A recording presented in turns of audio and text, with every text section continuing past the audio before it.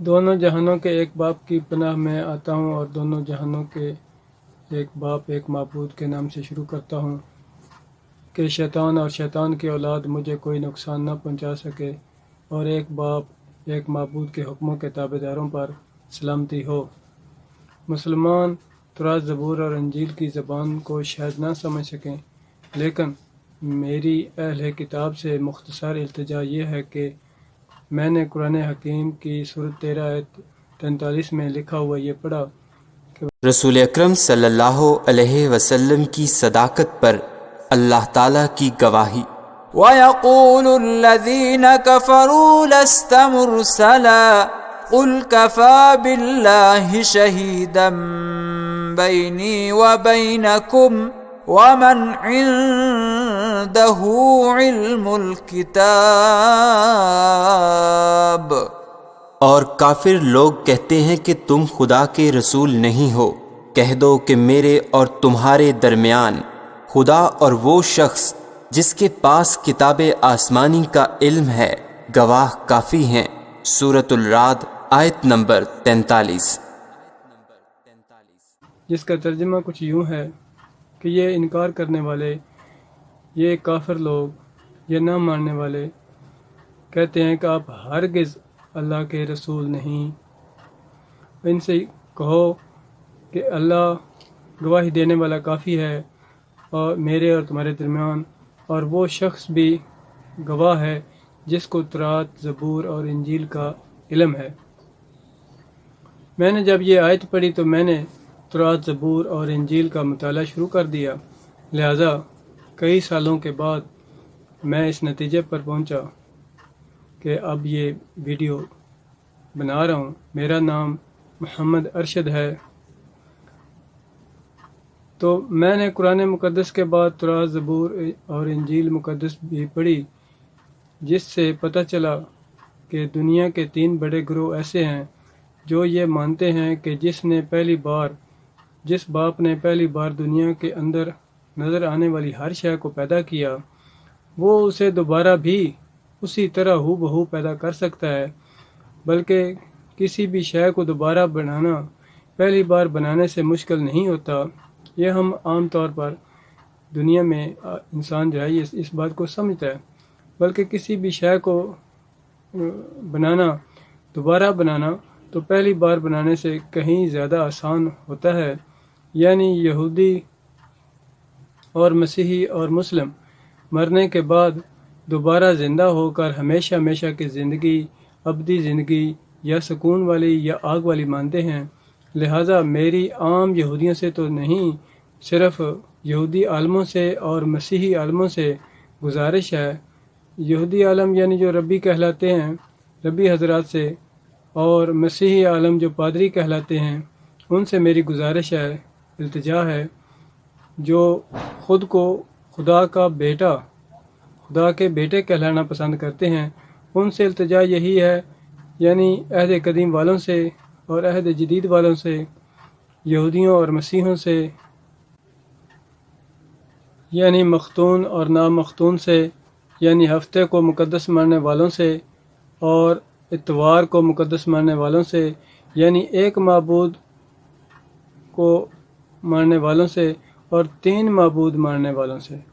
دل کی گہرائیوں سے گزارش ہے کہ برائے مہربانی خرچہ کر کے ساری دنیا میں خدا کے کلام کی منادی کرنے نہ جاؤ، بلکہ جو کئی سالوں سے، یعنی میں محمد ارشد جو آپ کی مسلسل منتیں کر رہا ہے، پہلے اسے یعنی مجھے ایک معبود کے کلام سے میرے چند سوالوں کے جوابات بتا کر، یعنی تورات، زبور اور انجیل مجھے سمجھا کر مجھے ابدی آگ سے بچاؤ اور شکر گزاری کا موقع دو۔ شکریہ۔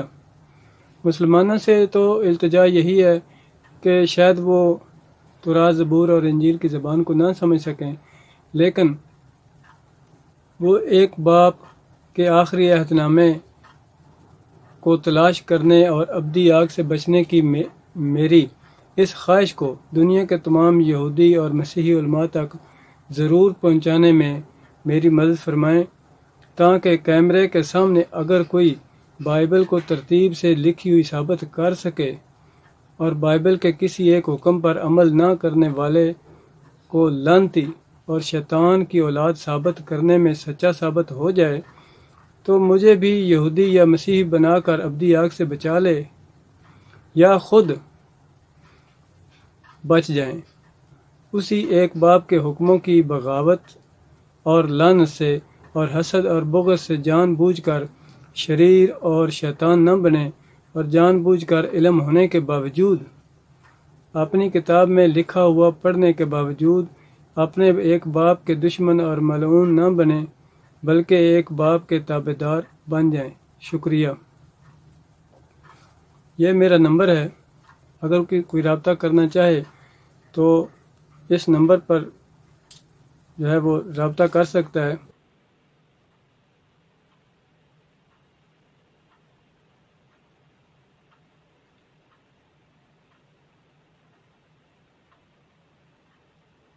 اب 12ویں باب کی 9ویں آیت میں لکھا ہے کہ وہی پرانا سانپ جو ابلیس کہلاتا ہے، تو ہمارے تو پروگریسو ہے، تو ہم نہیں یہ ایسا کرتے کہ اس کو آگے رکھ لے، اس کو پیچھے رکھ لے۔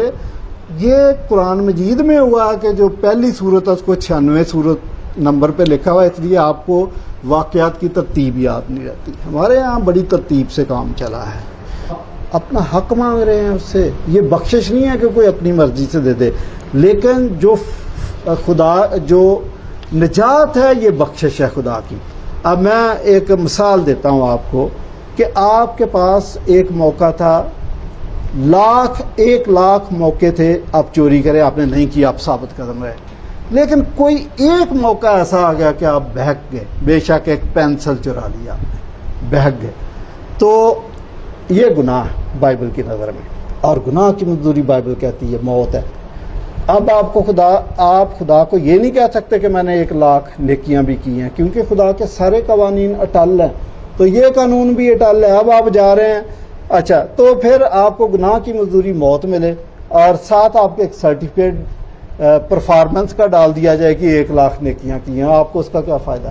دوسری مثال دیتا ہوں کہ آپ کو سزائے موت ہوگی، آپ تختہ دار کی طرف جا رہے ہیں، منہ پہ کالا کپڑا چڑھا ہوا ہے، پولیس والوں نے دونوں بازو پکڑے ہوئے ہیں، اور جیسے ہی آپ اس تختہ دار پہ چڑھتے ہیں ایک بندہ آتا ہے کہ میں نے آپ کے 1 کروڑ روپے دینے تھے، یہ لو 1 کروڑ روپے کا چیک، یہ سائن آپ کی جیب میں ڈال دیا، مجھے بتائیں اس کو اس کا فائدہ ہے؟ ایک آنے کا فائدہ نہیں ہے۔ اس لیے کبھی بھی ہم خدا سے یہ نہ کہیں کہ ہماری نیکیوں کی گنتی کر، ہم مارے جائیں۔ آپ کی 10 کروڑ نیکیاں ہو سکتی ہیں، ایک گناہ بھی سامنے آ گیا تو بائبل کہتی ہے گناہ کی مزدوری موت ہے۔ اس لیے ہم خدا کا فضل مانگتے ہیں، اور بلے شاہ کی بڑی خوبصورت بات یاد آ جاتی ہے، اور اس کے اس شعر سے تو میں اندازہ لگاتا ہوں، پتہ نہیں وہ کرسچن تھا، وہ کہتا تھا کہ جے ماں ویکھاں عملاں والے کچھ نہیں میرے پلے، جے ویکھاں تیری رحمت والے بلے بلے بلے۔ خدا کی رحمت سے ہم بچ سکتے ہیں، فضل سے بچ سکتے ہیں، اعمال سے نہیں بچ سکتے۔ پھر ایک دوسری غلط فہمی کہ شریعت لانتی ہے۔ دیکھیں آپ، پولس گہری باتیں کرتا ہے، یہ پی ایچ ڈی لیول کی باتیں کرتا ہے، ان کو پیار سے سمجھیں، غور سے سمجھیں، تعصب کی اینک ہٹا کے سمجھنے کی کوشش کریں۔ کیا کہہ رہا ہے وہ، سمجھنے کی کوشش کریں، ہمارا موقف سمجھنا کہ وہ کہتا کیا۔ یعقوب کا خط اس کے 2 باب کی 10ویں آیت میں لکھا ہے، کیونکہ جس نے ساری شریعت پر عمل کیا اور ایک ہی بات میں خطا کی وہ سب باتوں میں قصوروار ٹھہرا۔ یہ وہی بات ہے جو میں پہلے بھی کر رہا تھا، وہی بات یہ ہے کہ آپ نے ساری شریعت پر عمل کر دیا اور ایک ہی بات میں آپ سے غلطی ہو گئی تو سب باتوں میں گویا قصوروار ٹھہرے۔ تو اچھا، پھر اولڈ ٹیسٹامنٹ میں استثناء 27ویں باب کی 26ویں آیت میں لکھا ہے کہ لعنت اس پر جو اس شریعت کی باتوں پر عمل کرنے کے لیے اس پر قائم نہ رہے۔ تو شریعت پر عمل کریں گے تو آپ کے لیے، آپ چلو اسلامی ٹرم ثواب ہے، لیکن آپ ایک بات میں بھی ناکام ہو گئے تو پھر آپ لعنتی ہو گئے۔ اچھا، تو اس بات کو سمجھنے کی کوشش کریں، شریعت بذات خود ٹھیک ہے، وہ 100% پرفیکٹ ہے، اور میں آپ کو چیلنج کرتا ہوں کہ اگر آپ 613 قوانین جو شریعت میں لکھے ہیں परफेक्शन के साथ आप उन पर अमल करके दिखा दें तो कोई शख्स आपको जन्नत से नहीं रोक सकता। लेकिन ये इंसान के बस की बात नहीं है। जो हमने बाइबल से सीखा इंसान के बस की बात नहीं है, कहीं ना कहीं इंसान मारा जाता है। इसलिए हमें अंबिया इकराम, यसाया जैसी शख्सियत के मुंह से भी ये अल्फाज निकलते हुए नज़र आते हैं। वो कहता है कि हमारी नेकियां तो तेरे सामने गंदी धचियों की मानद है। तो ये यसाया 64 की 4 आयत। इसलिए बाइबल कहती है कि निजात फजल से, खुदा के फजल से। और थोड़ी देर में मैं आपको बताऊंगा कि इस्लाम भी अपनी तान इसी बात पर तोड़ता है कि रहमत खुदाबंदी से हमें जन्नत मिल सकती है, माल से नहीं मिल सकती। बताऊंगा रेफरेंस आपको। 130 की 3री आयत में लिखा है कि ऐ खुदावंद, इन बातों को जरा गौर से सुनिएगा, अभी मैं थोड़ा कंपैरिजन भी करना चाहता हूँ। ज़बूर 130 की 3री आयत है कि ऐ खुदावंद, अगर तू हमारी बदकारी को हिसाब में लाए तो ऐ खुदावंद कोई कायम नहीं रह सकता, कोई कायम नहीं रह सकता। तो खुदा को ये चैलेंज कभी ना करें कि आओ हमारा हिसाब करो।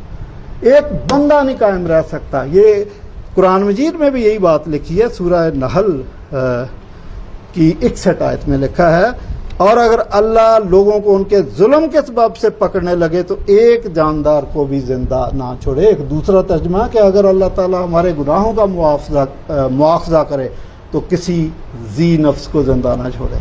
तो इसलिए खुदा से रहम मांगना है, फजल मांगना है। मुरतब उन्होंने खुद करवाया था। खैर, जिस तरतीब में नाजिल हुआ था उस तरतीब में आज नहीं है कुरान शरीफ हमारे पास।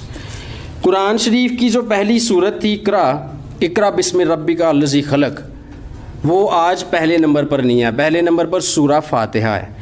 और जो बेशतर उलमा कराम हैं उनके मुताबिक ये इसमें अलूमुल कुरान में भी लिखा है और अल-इत्क़ान में भी अल्लामा जलालुद्दीन सयूती ने लिखा हुआ है कि ये आप पर नाजिल होने वाली पहली आयत है। इसके बाद 3 साल तक वही का सिलसिला मुनक़ता रहा। उस ज़माने को फिरते वही का ज़माना कहते हैं। फिर 3 साल बाद वही फरिश्ता जो गारे हीरा में आया था आपको आसमानों ज़मीन के दरमियान दिखाई दिया और उसने सूरा मुद्दस्सर की आयत आपको सुनाई। दूसरे नंबर पर सूरा मुद्दस्सर इस हिसाब से बनती है, लेकिन मौजूदा कुरान में सूरा बकरा है दूसरे नंबर पर। तो ये तो वो तरतीब ही नहीं है।